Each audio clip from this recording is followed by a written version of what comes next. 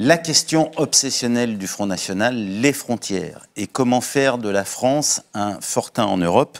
On en parle avec Amélie Poinceau. C'est une constante du programme du Front National. Qu'est-ce qu'il est dit dans ces 144 engagements? Alors effectivement, Marine Le Pen veut sortir la France de l'espace Schengen. Elle dit notamment qu'il faut retrouver des frontières qui protègent et en finir avec l'immigration incontrôlée. Alors là, de nouveau, on est face à des formules chocs et une simplification à l'extrême, puisqu'on sait très bien que les frontières n'ont jamais bloqué l'immigration, que des réfugiés qui fuient une guerre vont se débrouiller pour passer quoi qu'il arrive, quel qu'en soit le niveau de contrôle sur les frontières.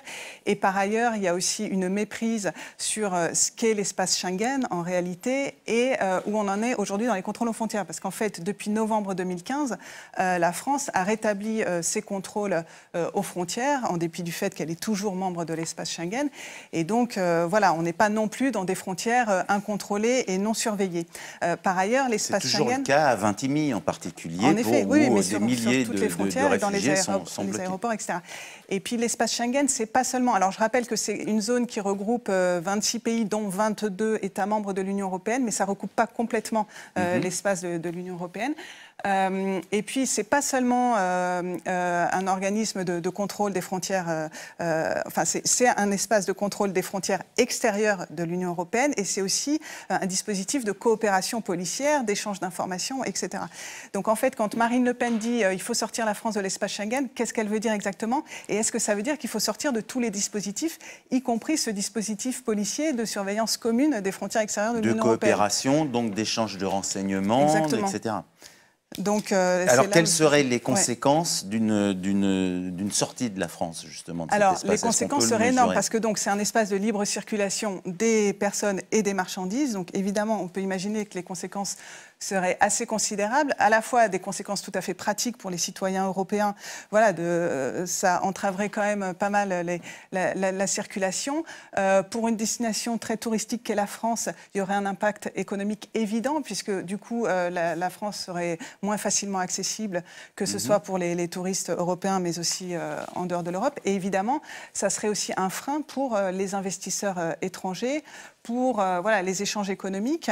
D'ailleurs, un organisme public français, France Stratégie, a publié une étude l'année dernière disant qu'un démantèlement de l'espace Schengen en fait, aurait un impact de 10 milliards d'euros sur l'économie française, donc c'est pas rien. Un impact à court terme. Évidemment, à long terme, bon, c'est difficile à calculer, mais ce serait encore plus considérable.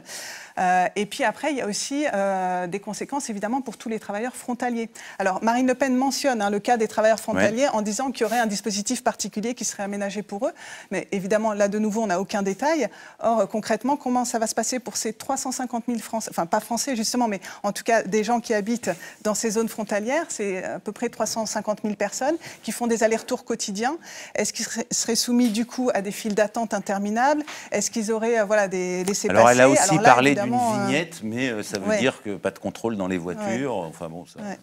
Donc là, voilà, c'est le flou total. Et puis, là aussi, comme pour la sortie de l'Union européenne, on imagine que les négociations seraient assez longues et complexe, et surtout, ça veut dire qu'il faudrait en fait négocier des accords bilatéraux en fait avec chacun des pays avec lesquels la France a une frontière commune, qu'elle soit terrestre, maritime ou aérienne. Donc c'est quand même assez complexe.